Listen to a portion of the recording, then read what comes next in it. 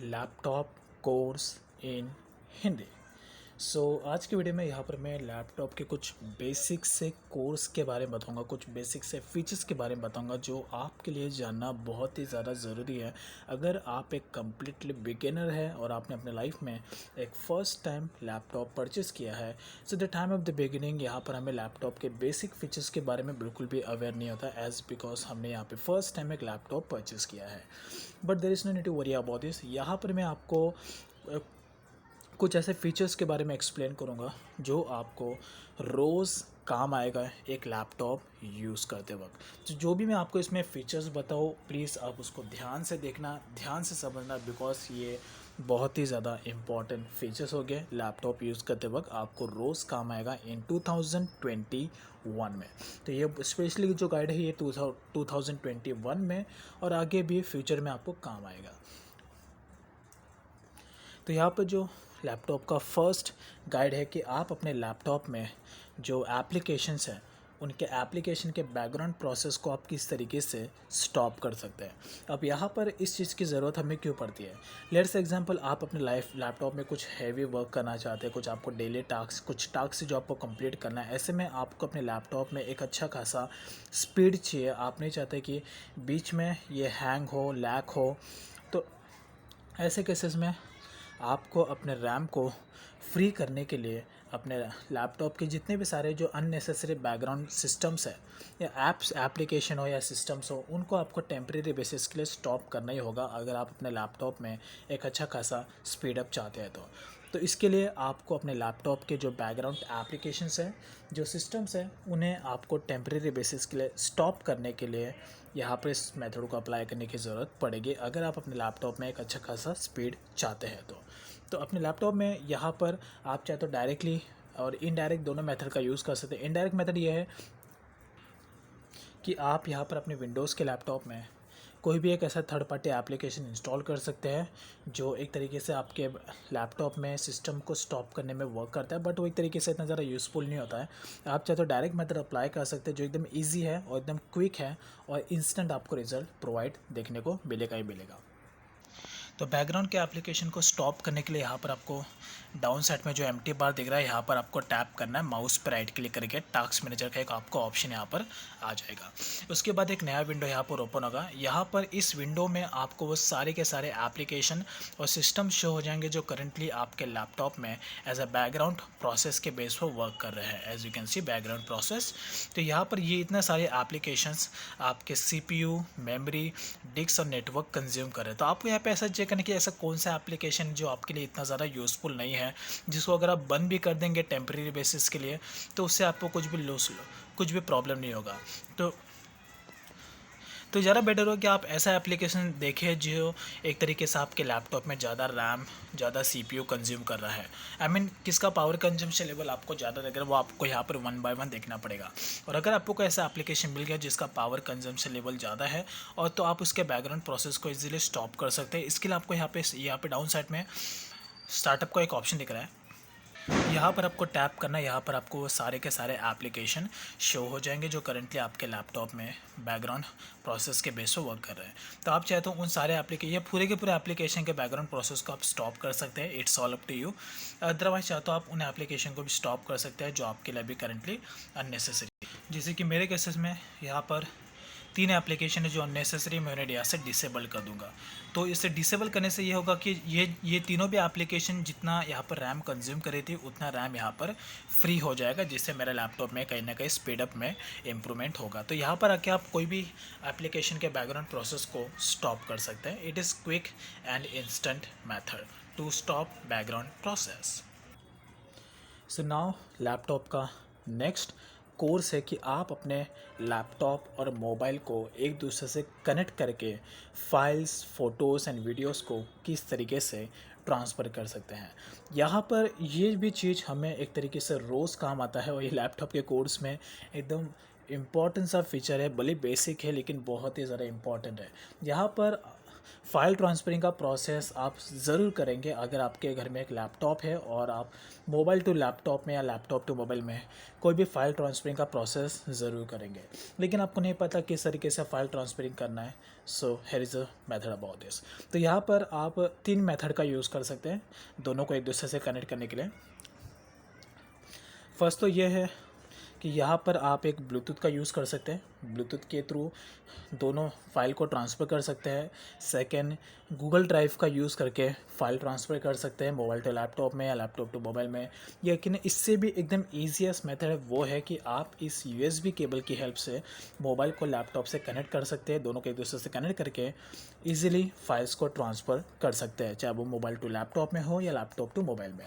तो ये एकदम ईजी है। ये वही यूएसबी केबल है जो आप अपने मोबाइल के चार्जर में यूज़ करते हैं, यानी कि जो आपका मोबाइल है उसके साथ में जो चार्जर आता है, केबल आता है, वो यही केबल है। इसको यूएसबी केबल कहते हैं। तो इसके लिए आपको सबसे पहले दोनों को एक दूसरे से कनेक्ट करना होगा। इसके लिए एक साइड जो है आपको अपने लैपटॉप की यूएसबी पोर्ट से कनेक्ट करना है, दूसरा आपको अपने मोबाइल से कनेक्ट करना है। तो जैसे इसको आप ऐसे कनेक्ट करेंगे, आपके मोबाइल के नोटिफिकेशन बार में एक नोटिफिकेशन आएगा एंड्रॉयड सिस्टम का। इस पर आपको टैप करना है और उसके बाद यहाँ पर आपको फाइल ट्रांसफरिंग का ऑप्शन चूज़ करना है। ये ज़रूरी है, अगर आपने यहाँ पे चूज़ नहीं किया तो मोबाइल आपके लैपटॉप से कनेक्ट नहीं होगा। फाइनली मेरा जो मोबाइल है वो लैपटॉप से कनेक्ट हो गया है। अब आपको चेक इट आउट करना है कि ये कनेक्ट हुआ है कि नहीं। तो इसके लिए आपको जाना होगा अपने माई कंप्यूटर में। इसके लिए आप चाहते हो यहाँ पे सर्च कर सकते हैं माई कंप्यूटर लाइक दिस। अगर आपका मोबाइल आपके लैपटॉप से कनेक्ट हुआ होगा तो यहाँ पर आपके मोबाइल का नाम आपको शो करेगा, जैसे कि मेरा मोबाइल का नाम यहाँ पर शो कर रहा है इन्फिनिक्स हॉट 7। अब बस उसके बाद आपको ट्रांसफरिंग का प्रोसेस स्टार्ट करना है। तो अब यहाँ पे लेट्स एग्जांपल मैं ट्रांसफ़र करना चाहता हूँ मोबाइल टू लैपटॉप में, तो मैं जाऊँगा यहाँ पर मोबाइल के फोल्डर में इन्फिनिक्स हॉट 7। उसके बाद ये मोबाइल की स्टोरेज है, तो यहाँ पर एक इंटरनल स्टोरेज और एक है मेमोरी कार्ड। तो यहाँ पर मैं जाऊँगा इंटरनल स्टोरेज में और यहाँ पर कोई भी फोल्डर में जाऊँगा, जो कोई भी एक रैंडम सा फ़ोटो या वीडियो ट्रांसफ़र कर लेता हूँ। तो लेट्स से एग्जांपल यहाँ पे मैं जाता हूँ अपने DCIM के फ़ोल्डर में।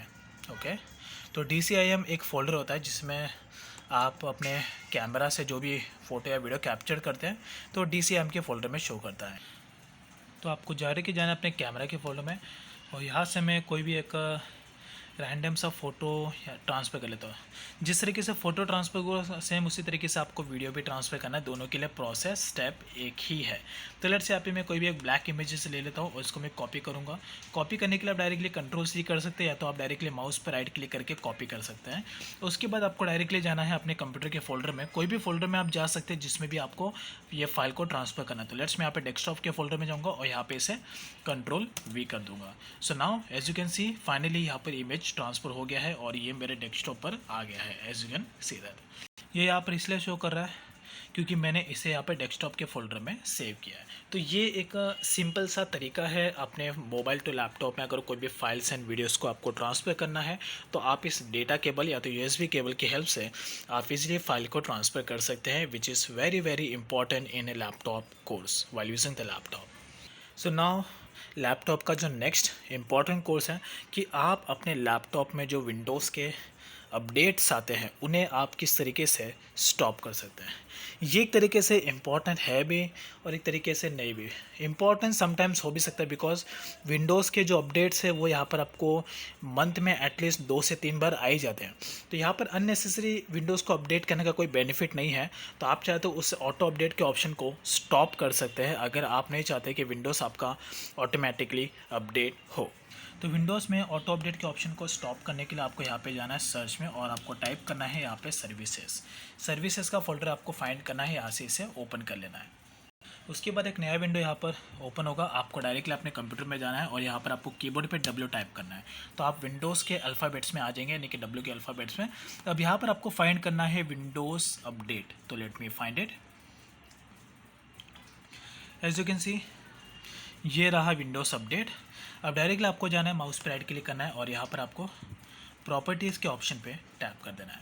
यहाँ पर डिफ़ॉल्ट बेसिस पे ये आपका ऑटोमेटिकली पे सेट होगा तो आप चाहे तो इसे मैनुअली पे सेट कर सकते हैं या तो डिसेबल कर सकते हैं, बट मैं हाईली रिकमेंड करूँगा कि आप इसे डिसेबल मत करिए, बिकॉज विंडोज़ का अपडेट ज़रूरी भी है ताकि आप नए नए फीचर के बारे में अवेयर हो सके। तो आप इसे मैनुअल बेसिस पे सेट कर सकते हैं, जिससे कि ये बिना आपके परमिशन के ऑटोमेटिकली अपडेट नहीं होगा। जब भी आपको अपडेट करना होगा तो आप मैनुअली बेसिस पे जाके उसे सेटिंग ऑप्शन में जाके अपडेट कर सकते हैं। तो मैनुअली बेसिस पे आप जाके यहाँ पे ऑटो अपडेट के ऑप्शन को स्टॉप कर सकते हो। उसके बाद आपको यहाँ पर अप्लाई कर देना है, देन ओके। तो यहाँ पर आपका जो विंडोज़ है वो यहाँ पर ऑटो अपडेट के ऑप्शन पे हट के डायरेक्टली मैनुअल ऑप्शन पे स्टॉप हो जाएगा और ऑटो अपडेट का ऑप्शन यहाँ पर स्टॉप हो जाएगा।